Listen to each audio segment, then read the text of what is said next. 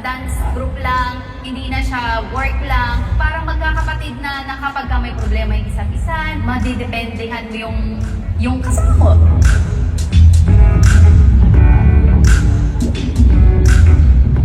Kasi mas nakakasama namin ang sex bomb kaya sa mga family kasi nga nung oras na kami uuwi, pagod na, tapos another day, sila na naman yung makikita namin. Parang mas close. Nakakasawa. Kahit sawa ko na wala akong choice.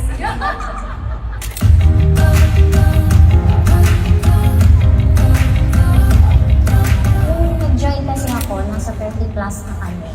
Kasi sabay-sabay, pagkatapos namin mag-Bulaga, magtutok-tok-tok naman kami. So, sobrang dami namin nun.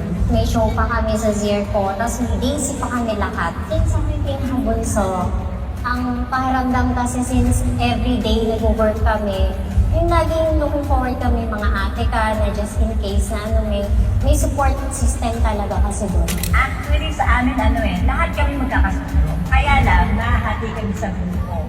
Merong team bahay. Yung team bahay na pag may event, yan yung uwi-uwi na. May mga team labas. Oo, yan. May mga team labas. After ng show, after ng rehearsal, yan yung mga gumagala pa, nag-molly. Yan, oo. Kami wala kayong pakialam kahit tulog namin. 2 hours lang, 4 hours, basta makagala. Okay, Correct. kami namang team bahay, gustong uwi-uwi na. Ayun. Actually, nung nagkita-kita kami lahat, parang bumalik ako sa pagkabata.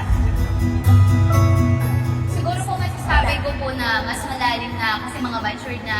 Share ko lang din yung pagkawala po ng mama ko ni Grace. Nandun kami sa kanya na, kapit lang, kaya mo yan. Alam na, yung mga advice po na pang matured na hindi katulad dati na syempre bata ka pa, hindi mo alam na i-comfort yung namatayan. Kaya sobrang thankful din po kasi ako na andyan po sila na parang mga totoong kapatid ko. Ayan, nagpapaiyak ka.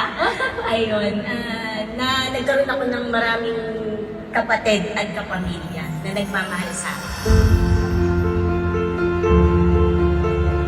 Noon kasi, pagka nag-uusap kami lang mga personal na problems, sabi, ate mo naman, konting ano lang. Ngayon kasi pagka may ganun ka ng issue sa mga family mo or personal, nag-a-advise na sila, ang ganda na ng mga naririnig mo, so nag-mature na nga sila.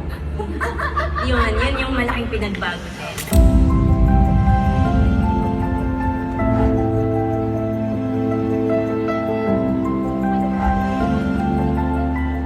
Praying maging lifetime po, syempre po, kung wala naman sa showbiz or wala na kaming mga ganap na sa trabaho ganito, yung friendship manatili po, yung kapatiran manatili. Sana lifetime praying pag-intervene si God na itong samahan namin ay hindi natatapos dito lang.